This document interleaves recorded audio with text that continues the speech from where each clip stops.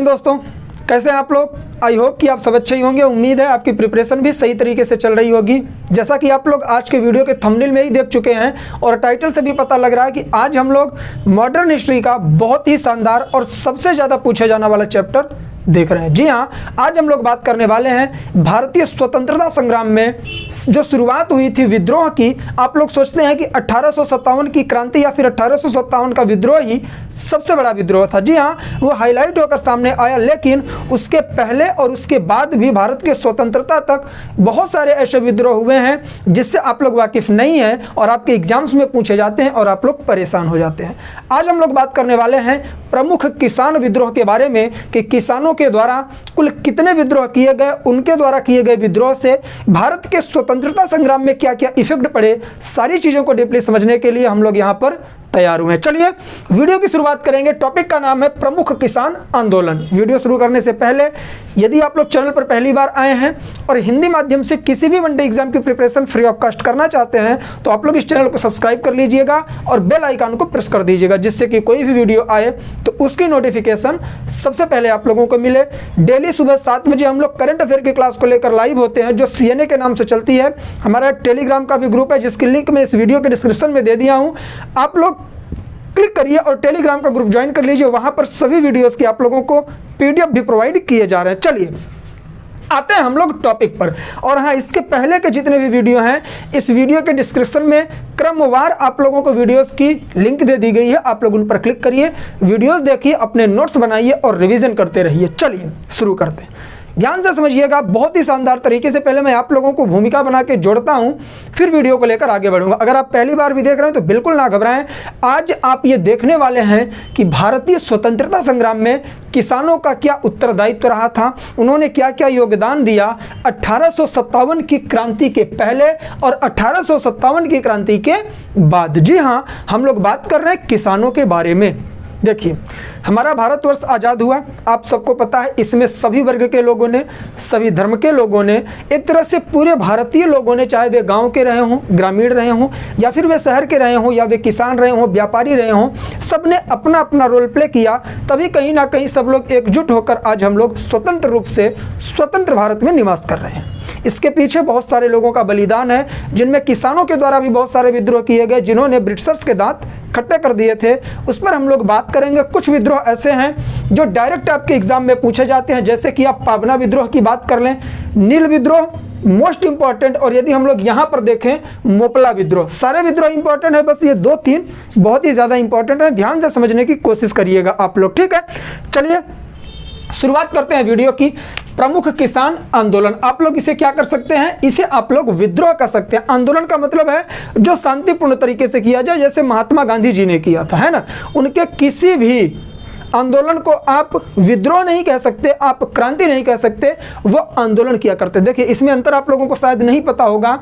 आंदोलन का मतलब होता है कि धीरे धीरे क्रमिक रूप से अपनी बात को रखना और सरकार के विपक्ष में जाकर अपनी बातों को मनवाना। और विद्रोह या फिर क्रांति का मतलब होता है कि आप आकस्मिक परिवर्तन चाहते हैं, अपनी ताकत के द्वारा सरकार को गिराना चाहते हैं और अपने द्वारा दिए गए रूल और रेगुलेशंस को थोपना चाहते हैं। अचानक से जो परिवर्तन कर दे वो क्रांति या फिर विद्रोह है। जो सनय धीरे धीरे परिवर्तन करे उसे हम लोग आंदोलन कहते हैं। तो इसे आप लोग क्या करेंगे, विद्रोह के रूप में देख लेंगे। आइए शुरू करते हैं। पहला विद्रोह नील विद्रोह। यदि आप लोग स्टेट PSC और UPSC की प्रिपरेशन कर रहे हैं ना तो इस वीडियो को लास्ट तक जरूर देखिएगा। ये आपके सिलेबस के हैं विद्रोह, सारे विद्रोह आपके पाठ्यक्रम से हैं। चलिए, नील विद्रोह होता है 1859 से 1860 तक। ध्यान दीजिएगा, यह किसानों के आंदोलन का या फिर किसानों के विद्रोह का सर्वाधिक व्यापक और सबसे जुझारू विद्रोह रहा, क्योंकि इसमें किसानों ने अपनी जान लगा दी। इनके जो नेतृत्वकर्ता थे उन्होंने अपनी जान लगा दी और पूरी तरह से हम कह सकते हैं कि यह विद्रोह किसानों द्वारा किए गए विद्रोहों में सबसे सफल विद्रोह माना जाता है, क्योंकि नील के जो किसान हुआ करते थे उन्होंने ब्रिटिशर्स को परेशान कर दिया और अपनी मांगें मनवा ली थी। कैसे, आइए देखते हैं। यह विद्रोह शुरू हुआ 1859 में। यह नदिया जिला के गोविंदपुर गांव से 1859 में नदिया जिला के गोविंदपुर गांव से नील विद्रोह की शुरुआत होती है। इसका नेतृत्व किया दिगंबर विश्वास और विष्णु विश्वास नामक 2 व्यक्तियों ने। ठीक है, आगे बढ़िएगा। अब देखिएगा, ये विद्रोह शुरू हो जाता है। सरकार क्या करती है, जब विद्रोह शुरू होगा तो जाहिर सी बात है गवर्नमेंट के खिलाफ होगा। हमारे यहाँ औपनिवेशिक काल चल रहा था, ब्रिटिशर शासन कर रहे थे, वे जाहिर सी बात है कि इसका विरोध करेंगे। जब उन्होंने विरोध शुरू कर दिया, इस आंदोलन को दबाने की कोशिश किए, तो हिंदू और मुसलमान किसानों ने आपस में मिलकर सहयोग के साथ आपसी सहमति से क्या करते हैं, हड़ताल शुरू कर देते हैं कि हम इस विद्रोह को खत्म नहीं होने देंगे। अब ध्यान से देखिएगा, ये नील विद्रोह था क्या। अब यहां देखिए, जब इन्होंने हड़ताल किया तो प्रेस जो था उस समय का, मतलब जो पेपर वगैरह छपते थे उन्होंने, और मिशनरियों ने, साथ ही साथ जो महाजन हुआ करते थे वो भी प्रताड़ित थे, उन्होंने और छोटे जमींदारों ने मिलकर क्या किया, इस आंदोलन को समर्थन दिया, आगे बढ़ाने की बात की। अभी आप ये नहीं समझे कि आंदोलन था का, अभी आप लोग क्या समझ रहे हैं, भूमिका को समझ रहे हैं। 1860 तक यह आंदोलन नदिया जिला के गोविंदपुर गांव से निकलकर नदिया, पाबना, ढाका, मालदा इत्यादि जिलों में फैल गया, मतलब यह विस्तृत होने लग गया। अब इसमें बात क्या हो रही थी कि जो किसान थे वो चावल की खेती किया करते थे और अपने खाद्यान्नों की उत्पत्ति करके अपना कुछ सरप्लस, जिसे हम लोग हिंदी में क्या बोलते हैं, जो सरप्लस होता है उसे हिंदी में क्या बोलते हैं ध्यान नहीं आ रहा है, वो बचाकर क्या करते थे, अधिशेष, ठीक है, उसे बचाकर बेचा भी करते थे, अपनी आवश्यकता की वस्तुओं को पूरा किया करते थे। खाद्यान्न की वजह से भुखमरी भी नहीं फैलती थी। लेकिन क्या हुआ, ब्रिटिशर्स तो एक क्या थी, औपनिवेशिक कंपनी थे, यहाँ पर व्यापार करने आए थे। उन्हें लगा कि नील की डिमांड ज़्यादा हो रही है, तो उन्होंने किसानों को मजबूर किया कि आप अब अन्न की खेती ना करके किस चीज़ की खेती करेंगे, नील की खेती करेंगे। इस वजह से किसानों ने विद्रोह कर दिया। नील की खेती एक बार जिस जगह पर हो जाती थी, जिस खेत में हो जाती थी, जिस फील्ड में हो जाती थी, दोबारा वहां पर फसल पैदा करना नामुमकिन होता था। ठीक है, तो लोगों ने क्या किया, विद्रोह कर दिया। और उसके बाद जब इन्होंने हड़ताल किया, सरकार ने दबाने की कोशिश की, तो हड़ताल के तहत बंगाल में जितने भी नील कारखाने थे वो बंद हो गए। अब देखिए, जब इनकी फैक्ट्रियां बंद होने लग गई, क्योंकि फैक्ट्रियों में काम कौन कर रहा था, मजदूर कर रहे थे। मजदूर कौन थे, वही किसान थे जो नील की खेती किया करते थे। फैक्ट्रियां बंद हो गई, इसे भारतीय किसानों का पहला सफल विद्रोह कहा जाता है। ये मैंने आपको बता दिया, पॉइंट नोट डाउन कर लीजिएगा। यदि आपको किसानों के द्वारा किए गए नील विद्रोह को सही तरीके से समझना है तो दीनबंधु मित्र नाम के एक कवि हैं या लेखक हैं, इनका एक नाटक है नील दर्पण। इसे पढ़ लेंगे तो किसानों की व्यथा और किसानों के द्वारा किए गए विद्रोह के बारे में आपको सारे पॉइंट क्लियर हो जाएंगे। 1860 के नवंबर में नील आयोग का गठन किया गया और पूरी तरह से नील विद्रोह को दमन कर दिया गया। नील विद्रोह की समाप्ति हो गई। दमन नहीं कह सकते क्योंकि यह सफल विद्रोह था, उन्होंने अपनी डिमांड को मनवा लिया। अब देखिए, मैं आपको समझाने की कोशिश करूंगा, स्टोरी के तौर पे याद करिएगा। ये तो था फैक्ट, ठीक है, मैं जैसा रोज करता हूं, अब मैं आपको याद करवाऊंगा। चलिए, नील विद्रोह क्या है। 1859 से 1860 ईस्वी, केवल 1 वर्ष तक यह चला है। हुआ क्या था कि किसान खेती किया करते थे, खाद्यान्न उत्पादित करते थे, लेकिन कंपनी का शासन चल रहा था भाई, वो गवर्नमेंट थी उस समय, सरकार थी हमारी। उसने कहा ऐसा है, तुम लोग अब ना खेती नहीं करोगे, किस चीज़ की, खाद्यान्नों की। आप चावल नहीं पैदा कर सकते, गेहूं पैदा नहीं कर सकते, तिलहन पैदा नहीं कर सकते, अब आप नील की खेती करेंगे। किसानों ने पूछा सरकार ऐसा क्यों? उन्होंने कहा नहीं, हमें इसकी आवश्यकता है, हम तुमसे जो बोलेंगे तुम वो खेती करोगे, क्योंकि हमारे व्यापार के लिए नील उपयुक्त वस्तु है, उपयुक्त प्रोडक्ट है, तो तुम इसका प्रोडक्शन करो और हम इसे सप्लाई करके लाभ कमाएंगे। और लोगों को पैसे भी अच्छे खासे नहीं दिए जाते थे। तो किसानों ने विद्रोह कर दिया कि भैया हम नहीं करेंगे, हम नील की खेती नहीं करेंगे, क्योंकि उन्हें पता था कि एक बार जहाँ पर नील की खेती हो जाए वहाँ फिर से खाद्यान्न उत्पादित करना पूरी तरह से असफलता की ओर जाना था। तो इस वजह से किसानों ने नील की खेती करने से मना किया। उसके बाद क्या होता है कि उन्होंने प्रताड़ित करना शुरू कर दिया। जैसे ही नील के किसानों को उन्होंने प्रताड़ित करना शुरू किया तो उन लोगों ने भी आपसी एकजुटता बनाई, हिंदू मुस्लिम सारे एक हो गए, किसान वर्ग बनाकर उन्होंने हड़ताल शुरू कर दिया। उन्होंने हड़ताल शुरू कर दिया तो नील की फैक्ट्रियां लगाई गई थी, जहां ऐसा तो है नहीं कि पेड़ उत्पादित हुआ डायरेक्ट नील निकलता था, नहीं, फैक्ट्री में जाता था और वहाँ पर प्रोसेस होता था, तब जाके नील प्रोडक्ट तैयार होता था जो सप्लाई किया जाता था यूरोप में। तो फैक्ट्रियों में लेबर की जरूरत पड़ती है। लेबर कौन थे, मजदूर कौन थे, यही नील की खेती करने वाले जो फार्मर थे, उस समय के किसान थे, वही खेती करते थे। जब उन्होंने विद्रोह कर दिया और हड़ताल कर दिया तो वो कंपनियों में आना बंद कर दिए, तो इनकी फैक्ट्रियां बंद होने लग गई। अब फैक्ट्री बंद होने लग गई तो इन्हें लगा नहीं यार, यदि हम इस तरह से करेंगे तो हमारी फैक्ट्री बंद हो जाएगी, मजदूर तो हम ला नहीं सकते यूरोप से, है ना, तो इन्हें मनाया जाए। तो उन्होंने क्या किया कि नील आयोग का गठन कर दिया, कुछ अधिकार उन्हें भी दिए और कुछ अधिकार अपने पास रखे। इस तरह से नील विद्रोह की समाप्ति होती है। कहीं ना कहीं किसानों द्वारा किए गए विद्रोह में सबसे सफल विद्रोह के तहत नील विद्रोह को चुना जाता है। तो अब पॉइंट आपका क्लियर होना चाहिए। आइए चलते हैं पाबना विद्रोह पर। 1873 से लेकर 1876 के करीब यह हुआ। अब जानिएगा पाबना विद्रोह क्या था।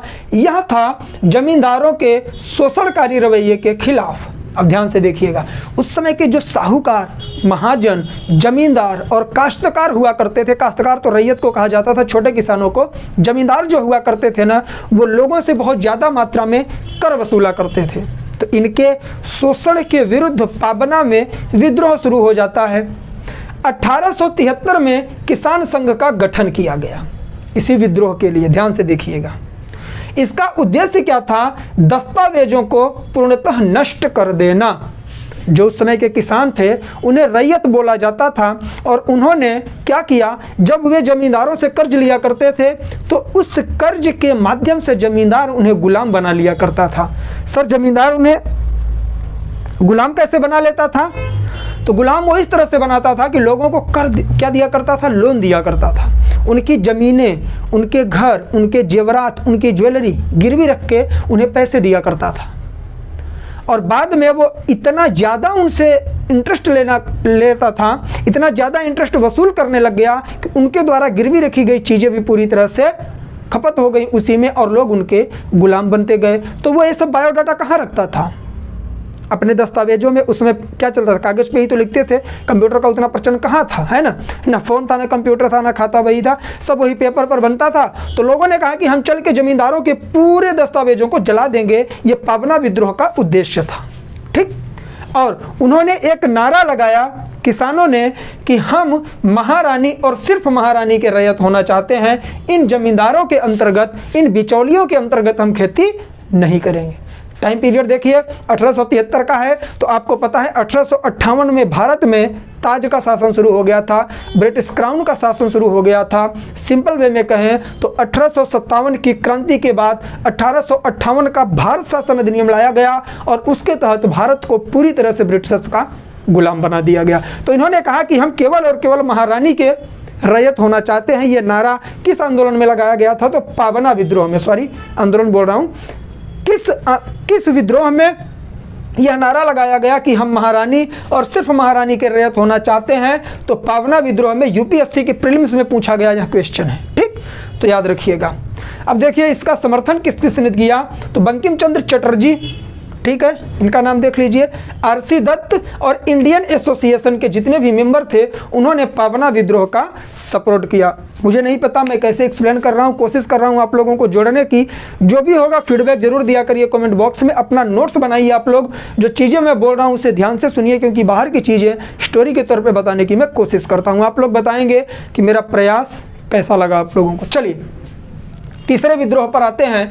दक्कन का विद्रोह 1874 से 1875 के बीच का विद्रोह था। कहाँ पर हुआ, किसके खिलाफ, तो पुणे और अहमदनगर में साहूकारों के खिलाफ यह किया गया। साहूकार कौन थे, तो वही साहूकार जो लोगों को लोन दिया करते थे।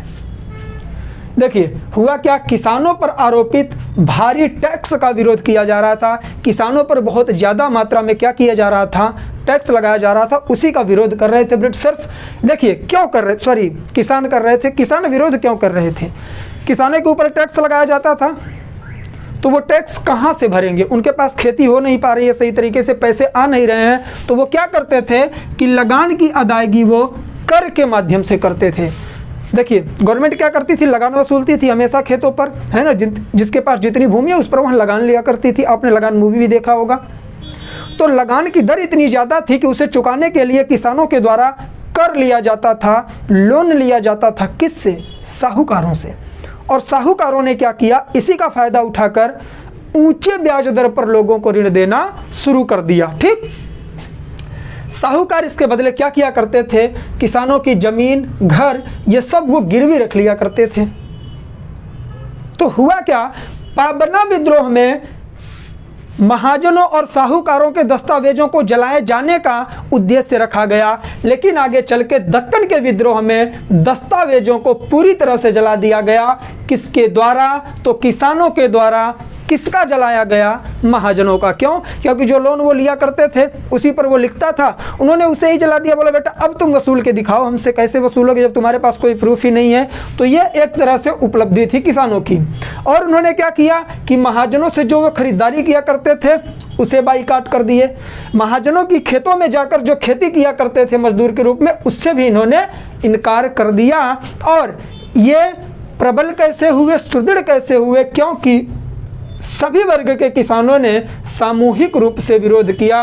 खास करके मैं बात करूं, चाहे वो किसान हो, चाहे वो बढ़ई हो, चाहे वो नाई हो, चाहे वो धोबी हो, सभी वर्गों ने मिलकर किया। और इनके पास जो धोबी कपड़े धुलने जाता था महाजनों के पास, उसने मना कर दिया। जो बढ़ई जाता था कारपेंटरी का काम करने, उसने मना कर दिया। जो भी जाता था, जिस भी वर्ग का व्यक्ति उनके यहाँ काम करने जाता था, यहाँ तक कि नौकरों ने भी मना कर दिया। तो ये भी प्रभावित हुए। तो हुआ क्या, 1879 में दक्कन कृषक राहत अधिनियम लाया गया और इसके तहत बंदी किसानों को इसके तहत मुक्ति मिल गई। बंदी किसान का मतलब यह है जो ब्याज नहीं दे पा रहे थे, कर वापस नहीं कर पा रहे थे अपना लोन, तो उन्हें महाजनों के द्वारा, साहूकारों के द्वारा बंदी बना लिया जाता था। तो उन्हें अब मुक्त कर दिया गया पूरी तरह से। तो आप दक्कन विद्रोह को भी समझ गए होंगे, मैं ऐसी होप करता हूँ। अब आइए, एक छोटा सा विद्रोह है पागलपंथी विद्रोह बंगाल का। पागलपंथी यह एक पंथ था, पागल आदमियों का विद्रोह नहीं था। जैसे एक संप्रदाय नहीं होता, उसी तरह से पागलपंथी संप्रदाय था। ठीक है, उसका विद्रोह है, ध्यान से देखिएगा। कहां पर था, तो उत्तरी बंगाल में करम शाह के द्वारा। ठीक है, यह संप्रदाय के नेता हुआ करते थे, पागलपंथी संप्रदाय के नेता हुआ करते थे करम शाह। इन्होंने क्या किया था, इस विद्रोह की शुरुआत की। इस विद्रोह की प्रकृति जो थी वो अर्ध धार्मिक प्रकृति की रही थी, मतलब कि कुछ तो यहाँ औपनिवेशिक सत्ता के खिलाफ था और कुछ अपने धर्म को बचाने के लिए विद्रोह किया गया था। इसमें हो क्या रहा था, सत्य, समानता तथा भाईचारे के सिद्धांत को अपनाया गया था कि हम सत्य का पालन करेंगे, समानता, आपस में भाईचारा बना के रखेंगे, एक दूसरे को किसी से नीचा और किसी को किसी से ऊंचा नहीं देखेंगे, समानता का व्यवहार करेंगे, भाईचारे का भी सिद्धांत था। तो that is good for that time also, क्योंकि हम आज भी देख रहे हैं हमारे संविधान के प्रियम्बल में, प्रस्तावना में भाईचारे की भावना की बात की गई है ना। तो ये उस समय के हिसाब से भी गुड था। चलिए, हुआ कब था, तो जमींदारों के शोषण के विरुद्ध यह विद्रोह शुरू हुआ था, क्योंकि जमींदार बहुत ज़्यादा शोषण कर रहे थे लोगों का, उनके धर्म को भी पूरी तरह से क्षति पहुंचा रहे थे। 1825 में संप्रदाय के नेता करम शाह के पुत्र टीपू शाह के द्वारा जमींदारों के गढ़ों पर आक्रमण कर दिया गया। जमींदारों के जो किले थे उस पर अटैक कर दिया गया और उन्हें जीता गया और लोगों को बहुत सारा माल लूटने के लिए मिल गया था, है ना। तो धीरे धीरे हम लोग समाप्ति की ओर बढ़ रहे हैं। मोपला विद्रोह, साथ में बने रहिएगा। वीडियो के लास्ट में मैं आप लोगों को याद करवाऊंगा, सारे विद्रोह मैं आप लोगों को याद करवाऊंगा 1 मिनट के अंदर, रिवीजन करवाऊंगा। नोट्स बनाने के लिए जब मैं लास्ट में हटता हूं तो आप लोग स्क्रीनशॉट लेके नोट्स बना लीजिएगा। बाकी जो चीज़ें मैं मौखिक रूप से बोलता हूं उसे लिखने की कोशिश किया करें आप लोग। ठीक, चलिए अब आते हैं मोस्ट इंपॉर्टेंट, यहाँ पर लगा लीजिएगा मोस्ट इंपॉर्टेंट विद्रोह, मोपला विद्रोह। यह पहले तो 1836 में हुआ, फिर उसके बाद इसका दूसरा पार्ट आया 1921 में, अगस्त और दिसंबर के महीने में, जब भारत में असहयोग आंदोलन जैसा आंदोलन चल रहा था, खिलाफत आंदोलन जैसा आंदोलन चल रहा था। उसके पहले, सबसे पहले 1836 में आया। पहले समझिए कि ये मोपला थे कौन और कहाँ रहते थे। ध्यान से देखिएगा, पूछा गया कि मोपला कौन थे। केरल का मालाबार का जो तट है वो इनके रहने का प्रमुख क्षेत्र हुआ करता था, मोपला किसानों का। ये कौन थे, तो इस्लाम धर्म में धर्मांतरित अरबी मुसलमान थे। इस्लाम धर्म में धर्मांतरित किए थे अरब के जो मुस्लिम थे और मलयालवी मुसलमान उन्हें बोला जाता था, उन्हें इस्लाम धर्म में कन्वर्टेड किया गया था और वही क्या थे, मोपला किसान के रूप में जाने जाते थे। ये अरबी और मलयालवी मुसलमान निम्न दर्जे के किसान भी थे, मतलब उनके पास कुछ बहुत भूमियाँ थी, पट्टे वट्टे पर लेकर वो खेती निपटा लिया करते थे अपनी। ठीक है, तो देखिए अब ध्यान से समझिएगा, किनके मध्य और किस तरह से यह धार्मिक रूप भी लेगा, किस तरह से ब्रिटिशर्स के खिलाफ जाएगा, किस तरह से महाजनों के खिलाफ जाएगा यह विद्रोह। यही लॉजिक है, यदि आप ये समझ गए तो पॉइंट क्लियर हो जाएगा। महाजन और जमींदार जो थे वो हिंदू थे। देखिए ब्रिटिशर्स ने हमें जो हिस्ट्री पढ़ाई है उसका हमें क्या देखने के लिए मिल रहा है कि महाजन और जमींदार जो थे वो हिंदू थे, और जितने भी काश्तकार थे मतलब रैयत थे वो मोपला मुसलमान थे। तो कहीं ना कहीं इसे हिंदू और मुस्लिम में भी क्या कर दिया गया, डिवाइड कर दिया गया उन ब्रिटिशर्स के द्वारा। मोपला किसानों ने जैनमियों अर्थात हिंदू जमींदारों की हत्या व संपत्तियां लूटना शुरू कर दिया, और धीरे धीरे उन्होंने क्या किया, लोगों की हत्याएं शुरू कर दी, हिंदुओं की हत्या करने लग गए और उनकी संपत्तियों को लूटने लग गए। कौन? मोपला व्यक्ति। अब आता है इसका दूसरा चरण। नहीं अभी नहीं, अभी समझिए। टाइम पीरियड 1936 का है। केरल के मालाबार का तट है जहां पर कुछ मुस्लिम समुदाय के व्यक्ति रहते हैं। मुस्लिम समुदाय के लोग मुस्लिम समुदाय के निम्न वर्ग के किसान रहा करते हैं। सर उन्हें मोपला क्यों कहा गया? क्योंकि वह अरब से आए हुए मुसलमान ही थे, जो अरब से आए हुए लोग थे और केरल के मालाबार तट में बसे, तो इसलिए यहाँ पर मलयालवी बोली जाती थी, तो उन्हें मलयालवी मुसलमान भी कहा गया। तो अरबी और मलयालवी लोगों को कन्वर्ट किया गया इस्लाम धर्म में, तो वो मोपला क्या कहलाए? मोपला मुसलमान कहलाए। वो मोपला मुस्लिमों के द्वारा क्या हुआ, वो छोटे दर्जे के किसान भी थे, तो महाजनों के द्वारा उनका शोषण किया जा रहा था, है ना? ध्यान से समझिएगा। महाजन उनका शोषण कर रहे थे, बहुत ज़्यादा टैक्स वगैरह वसूलते थे, लगान लिया करते थे। तो उन्होंने महाजनों के खिलाफ और जमींदारों के खिलाफ विद्रोह छेड़ दिया। लेकिन इन ब्रिटिशर्स ने क्या कहा कि ये जो महाजन हैं और ये जो जमींदार हैं ये हिंदू वर्ग के हैं, और तुम मुसलमान हो, ये हिंदू वर्ग के बड़े लोग तुम जैसे छोटे लोगों को शोषित कर रहे हैं, तुम्हारा शोषण कर रहे हैं। ये कहीं ना कहीं धार्मिक रूप प्रदान कर देते हैं वो ब्रिटिशर्स, जिनका उद्देश्य ही था भारतवर्ष में क्या करना, बांटो और राज करो, धर्म के नाम पर राजनीति। तो यह विद्रोह इस तरह से चला, तो मोपला किसानों के माइंड में ये आ गया कि जो हिंदू क्या हैं, जमींदार हैं, ये हमारे साथ गलत कर रहे हैं। तो उन्हें इन्होंने किस नाम से पुकारा? जैनमी के नाम से। तो जो जैनमी थे, हिंदू जमींदार थे, उनकी इन्होंने हत्या शुरू कर दी मोपला किसानों ने। ठीक, चलिए अब आता है मोपला विद्रोह का दूसरा चरण अगस्त से दिसंबर 2021 के समय का। उस समय भारत में 1921 की यदि हम लोग बात करें तो क्या चल रहा था? असहयोग आंदोलन। और उसी समय भारत में खिलाफत आंदोलन भी चल रहा था। इटली में क्या हो रहा था? खलीफा के पद को लेकर बहुत ज़्यादा विवाद छिड़ा हुआ था। तो यहाँ पर खिलाफत के दो सगे भाई थे, शौकत अली खां और इनके और एक भाई थे। इन लोगों ने मिलकर खिलाफत आंदोलन चलाया था। तो यही खिलाफत आंदोलन के तहत गांधी जी ने मुस्लिमों का सहयोग करके खलीफा के बारे में बात की। तो हिंदू और मुस्लिम दोनों को एक किया गया था असहयोग आंदोलन में। ठीक, समझेंगे आगे। खिलाफत नेता मुदलियार के नेतृत्व में यह शुरू किया गया। इसे समर्थन किसका मिला? शौकत अली और गांधी जी, साथ ही साथ मौलाना अबुल कलाम आज़ाद के द्वारा इस आंदोलन को समर्थन दे दिया गया। अब देखिए, ये जो आंदोलन पहले था यह धर्म के रूप में बट गया था, लेकिन अब क्या हो रहा है कि हिंदू मुसलमान दोनों मिलकर इसको सपोर्ट कर रहे हैं। गांधी जी स्वयं सपोर्ट कर रहे हैं और आप मौलाना अबुल कलाम आज़ाद को देख ही रहे हैं और शौकत अली को देख रहे हैं। तो क्या हुआ, जब जनता एक होने लगी तो उन ब्रिटिशर्स को क्या लगा? आपने देखा होगा इसी समय 1921 की बात हो रही है। 1919 में भारत में क्या आया था? मॉन्टेग्यू चेम्सफोर्ड सुधार आया था। आपको याद होगा ये चीज़, जिसे 1919 का भारत शासन अधिनियम कहा जाता है। इसी समय क्या किया गया था कि सांप्रदायिक आधार पर भारत में हिंदू, मुस्लिम, दलित और एंग्लो इंडियन को अलग मतदान का प्रतिनिधित्व प्रदान कर दिया गया था।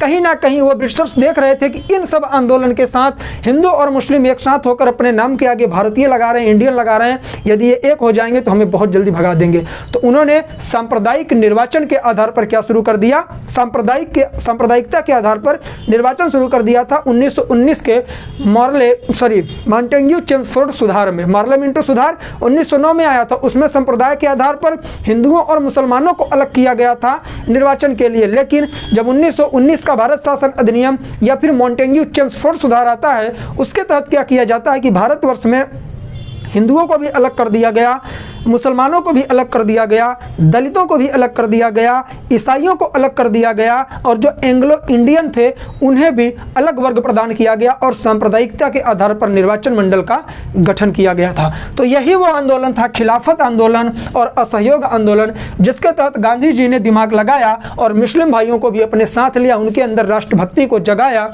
सबने मिलकर क्या किया, इस मोपला विद्रोह को सपोर्ट कर दिया। धीरे धीरे ये मोपला विद्रोह के रूप में जाना गया, दूसरे चरण के रूप में। तो क्या हुआ, जनता उग्र हो गई, तो उग्रता के कारण सरकार ने सैनिक शासन लागू कर दिया।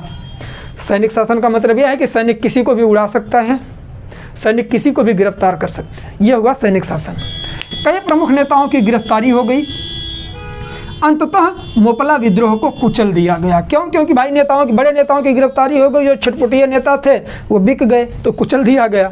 छुटपुटिया नेता मैं इसलिए बोलता हूँ, देखिए प्रत्येक समय में, चाहे वो असहयोग आंदोलन रहा हो, चाहे फिर वहाँ कोई और बड़ा आंदोलन रहा हो, चाहे कोई अधिनियम रहा हो, यदि कुछ अच्छे लोग हैं उस समय में तो कुछ बुरे लोग भी थे जिनकी वजह से इतना टाइम लगा स्वतंत्रता मिलने में हमें, ठीक है ना। तो वो जो बोलता हूँ मैं ना, छुटपुटिया नेता, मैं उनकी बात करता हूँ। आज भी आप देखते हैं हर पार्टी में छुटपुटिया नेता आपको मिल जाते हैं। इस आंदोलन की प्रकृति कैसी थी, तो अंग्रेज को विरोधी था, जमींदारों का विरोधी था और इसे पहले हिंदू विरोधी भी माना गया था। कब? पहले चरण में 1836 के विद्रोह के समय। तो इस तरह से हमारा पूरा का पूरा आंदोलन समाप्त होता है। अब आइए एक बार रिवीजन पर चलते हैं और मैं की पॉइंट आपको बताता हूं। नील विद्रोह की बात करें तो क्यों हुआ? क्योंकि ब्रिटिशर्स ने नील की खेती करने के लिए कहा, किसानों ने आंदोलन कर दिया कि हम इसमें खेती नहीं करेंगे, उनके कारखाने बंद कर दिए, मजदूरी करने से मना कर दिया और आगे चल के किसानों का यह सबसे सफल आंदोलन माना गया। 1860 के नवंबर में नील आयोग का गठन किया गया। कहीं ना कहीं ब्रिटिशर्स को किसानों के सामने झुकना पड़ा। इसके बारे में पढ़ने के लिए आप क्या करेंगे, दीनबंधु मित्र द्वारा रचित नाटक नील दर्पण को पढ़ लेंगे। पाबना विद्रोह की यदि हम लोग बात करें तो यह जमींदारों के शोषणकारी रवैये के खिलाफ था। दस्तावेजों को जलाने की बात की गई, लेकिन यह जला नहीं पाए बेचारे। सपोर्ट किसका मिला? इंडियन एसोसिएशन के सदस्यों का इसे सपोर्ट मिला। यदि दक्कन विद्रोह की बात करें तो यह भी साहूकारों के खिलाफ था, उनके द्वारा शोषणकारी रवैये को खत्म करने की बात की गई और जमींदारों के दस्तावेजों को पूरी तरह से जला दिया गया। लोगों ने विद्रोह किया और उस समय 1879 का दक्कन कृषक राहत अधिनियम लाया गया। पागलपंथी विद्रोह की बात करें तो स्पेशली यहाँ बंगाल में हुआ। पागलपंथी एक संप्रदाय है जिसके प्रमुख नेता थे करम शाह। करम शाह ने क्या किया, सत्य समानता तथा भाईचारे की बात की। इनके पुत्र जिनका नाम था क्या, टीपू शाह ने जमींदारों के गढ़ों पर अटैक करके उन पर विजय प्राप्त किया, लोगों ने लूटपाट किया। यदि हम मोपला विद्रोह की बात करें तो मोपला विद्रोह शुरू होता है केरल के मालाबार तट में, जहां पर अरब से आए हुए लोगों को इस्लाम धर्म कबूल करवा के धर्मांतरित किया गया था। उन्हें अरबी और मलयालवी मुस्लिम के रूप में जाना जाता था, जिन्हें सामूहिक रूप में मोपला मुसलमान कहा गया। छोटे वर्ग के किसान थे, जमींदारों ने, महाजनों ने उनका भी शोषण किया और ब्रिटिशर्स ने क्या कहा कि जो जमींदार हैं और जो आपके क्या है महाजन है, ये हिंदू धर्म के हैं, आप मुस्लिम हैं, इसलिए आपका शोषण हो रहा है, आप इनकी हत्याएं करिए। भड़का दिया, वो भड़क गए। जेनमी के नाम से उन्होंने हिंदू महाजनों को पुकारा और उनकी हत्याएं कर दी। उसके बाद यह विद्रोह धीरे धीरे समाप्त हो जाता है। फिर 1921 के अगस्त और दिसंबर के महीने में इसका दूसरा चरण शुरू होता है। खिलाफत आंदोलन के समय मुदलियार नामक नेता के नेतृत्व में आगे चल के इस आंदोलन को गांधी जी का, मौलाना अबुल कलाम आजाद और शौकत अली का क्या मिला, समर्थन मिला और इसे पूरी तरह से राष्ट्रवादी आंदोलन के रूप में देखा गया। और आगे चलकर क्या होता है, जब ये सब एक हो जाते हैं हिंदू और मुसलमान, क्योंकि इनको बांटने की बात चल रही थी, तो मैंने बताया मांटेग्यू ट्रांसपोर्ट सुधार के बारे में 1919 का। तो उस समय हिंदू मुसलमान एक हो रहे थे, सारे धर्म के लोग एक होकर भारतीय बन रहे थे। तो ब्रिटिशर्स ने गिराने के लिए क्या करते हैं, इस विद्रोह को भी कुचल देते हैं और आगे चल के विद्रोह समाप्त हो जाता है पूरी तरह से। यदि हम लोग बात करें इसकी प्रकृति कैसी थी, तो अंग्रेज विरोधी, जमींदार विरोधी और कहीं ना कहीं पहले चरण में इसे हिंदू विरोधी भी माना गया था। समझ में आई चीज़ें? मैं रिपीट कर दिया हूँ 1 मिनट के अंदर सारी चीज़ें, और यही आपको याद करना है। बाकी वीडियो समाप्त होता है। वीडियो कैसा लगा, मेरा प्रयास कैसा लगा, आप लोग कमेंट करके बताएंगे। और हाँ, डेली सुबह 7 बजे CNA की क्लास लेना ना भूलें और सभी क्लासेस की PDF प्राप्त करने के लिए मेरा टेलीग्राम ग्रुप जरूर ज्वाइन कर लीजिएगा, जिसकी लिंक इस वीडियो के डिस्क्रिप्शन में मिल जाएगी। तो चलिए आज के लिए बस इतना ही। जय हिंद, जय भारत, बाय बाय। आप लोग अपना ख्याल रखें और इसी तरह से प्रिपरेशन करते रहें।